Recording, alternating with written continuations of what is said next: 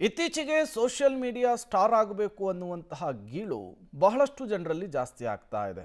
ಕೆಲವರಂತೂ likes, comments, ಶೇರ್ಸ್ಗೋಸ್ಕರ ಅಡ್ಡದಾರಿಯನ್ನು ಹಿಡಿತಾ ಇದ್ದಾರೆ. ಅಂಥವರ ವಿರುದ್ಧ ಈಗ ಪೊಲೀಸರು ಸಮರವನ್ನು ಸಾರಿದ್ದಾರೆ. ಹೇಗೆ ಅಂದ್ರ ಇಲ್ಲಿದೆ ನೋಡಿ ಡೀಟೇಲ್ಸ್. ಸೋಷಿಯಲ್ ಮೀಡಿಯಾದಲ್ಲಿ ಯುವಕರ ಹುಚ್ಚಾಟ, ಅಡ್ಡದಾರಿ ಹಿಡಿದ ಯೂತ್ಸ್ಗೆ ಪೊಲೀಸರ ಪಾಠ. 28 ಅಕೌಂಟ್ಗಳ ಮೇಲೆ ದಾಖಲಾಯಿತು ಎಫ್ಐಆರ್. ಸೋಷಿಯಲ್ ಮೀಡಿಯಾ ಬಳಕೆ ಇತ್ತೀಚಿನ ದಿನಗಳಲ್ಲಿ ಮಕ್ಕಳಿಂದ ಹಿಡಿದು ವೃದ್ಧರವರೆಗೂ ವ್ಯಾಪಿಸಿದೆ. ನಿತ್ಯ ಹೊಟ್ಟೆಗೆ ಹಿಟ್ಟಿಲ್ಲದಿದ್ರೂ ಪರವಾಗಿಲ್ಲ, ಮೊಬೈಲ್ಗೆ ನೆಟ್ಟಿರಬೇಕು ಅನ್ನುವಂತಹ ಸ್ಥಿತಿ ತಲುಪಿದೆ.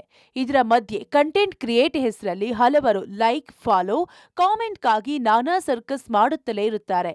ಈ ಮಧ್ಯೆ ಈಗ ಅದನ್ನೂ ಮೀರಿ ಕೆಲವರು ಮುಂದುವರೆದಿದ್ದು ಅಶ್ಲೀಲತೆ ಮೂಲಕ ತಮ್ಮ ಫಾಲೋವರ್ಸ್ ಹೆಚ್ಚಳಕ್ಕೆ ಕೈ ಹಾಕಿ ಸಂಕಷ್ಟಕ್ಕೆ ಸಿಲುಕುವ ಪರಿಸ್ಥಿತಿ ನಿರ್ಮಾಣ ಆಗಿದೆ. ಹೌದು, ಇತ್ತೀಚಿನ ದಿನಗಳಲ್ಲಿ ಸೋಷಿಯಲ್ ಮೀಡಿಯಾ ಫಾಲೋವರ್ಸ್ ಹೆಚ್ಚಿಸಿಕೊಳ್ಳುವ ಹುಚ್ಚಿನಿಂದ ಯುವ ಸಮೂಹದ ಹಲವರು ವಯಸ್ಕರ ವಿಡಿಯೋ ತುಣುಕು ಅಥವಾ ಫೋಟೋಗಳನ್ನ ಹಾಕಿ ಆ ಪೂರ್ತಿ ವಿಡಿಯೋ ಬೇಕಾದ್ರೆ ತಮ್ಮ ಅಕೌಂಟ್ಗಳನ್ನ ಫಾಲೋ ಮಾಡುವಂತೆ ಆಮಿಷ ಒಡ್ಡುತ್ತಿದ್ದಾರೆ. ಇದು ಸೋಷಿಯಲ್ ಮೀಡಿಯಾ ಓಪನ್ ಮಾಡುವ ಇತರರಿಗೆ ಇರುಸು ಮುರಿಸು ಉಂಟು ಮಾಡುವಂತೆ ಮಾಡಿದೆ. ಇದೇ ಕಾರಣಕ್ಕೆ ಬೆಂಗಳೂರಿನ ಶ್ರೀಹರ್ಷ ಎಂಬುವವರು ಬೆಂಗಳೂರು ಸೈಬರ್ ಕ್ರೈಂ ಪೊಲೀಸರಿಗೂ ದೂರು ನೀಡಿ ಕ್ರಮಕ್ಕೆ ಆಗ್ರಹ ಮಾಡಿದ್ದಾರೆ.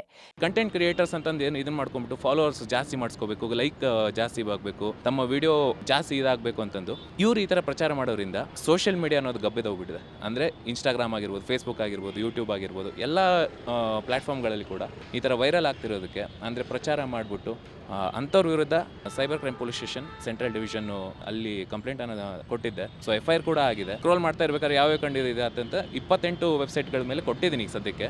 ಇನ್ನು ದೂರಿನ ಆಧಾರದ ಮೇಲೆ ಸೈಬರ್ ಕ್ರೈಂ ಪೊಲೀಸರು ಒಟ್ಟು 28 ಅಕೌಂಟ್ಗಳ ವಿರುದ್ಧ ಎಫ್ಐಆರ್ ದಾಖಲು ಮಾಡಿದ್ದಾರೆ. ಜೊತೆಗೆ ಆ ಅಕೌಂಟ್ಗಳಲ್ಲಿ ಹಾಕಲಾದ ಪೋಸ್ಟ್ಗಳನ್ನು ಸಂಗ್ರಹ ಕೂಡ ಮಾಡಿದ್ದು ಪೋಸ್ಟ್ ಹಾಕಿದವರ ಪತ್ತೆಗೆ ಮುಂದಾಗಿದ್ದಾರೆ. ಒಟ್ಟಾರೆ ಸಮಾಜದ ಉದ್ಧಾರಕ್ಕೆ ಅಥವಾ ಮನರಂಜನೆಗೆ ಬಳಕೆಯಾಗಬೇಕಿದ್ದ ಸೋಷಿಯಲ್ ಮೀಡಿಯಾ ಕೆಲವರಿಂದ ಸಮಾಜಕ್ಕೆ ಮಾರಕವಾಗುವ ಸ್ಥಿತಿ ತಲುಪುತ್ತಿದ್ದು ಸದ್ಯ ಅಂತವರ ವಿರುದ್ಧ ಕ್ರಮಕ್ಕೆ ಬೆಂಗಳೂರು ಪೊಲೀಸರು ಮುಂದಾಗಿದ್ದಾರೆ. Raghu Mariswamy, metro bureau, public TV, Bengaluru.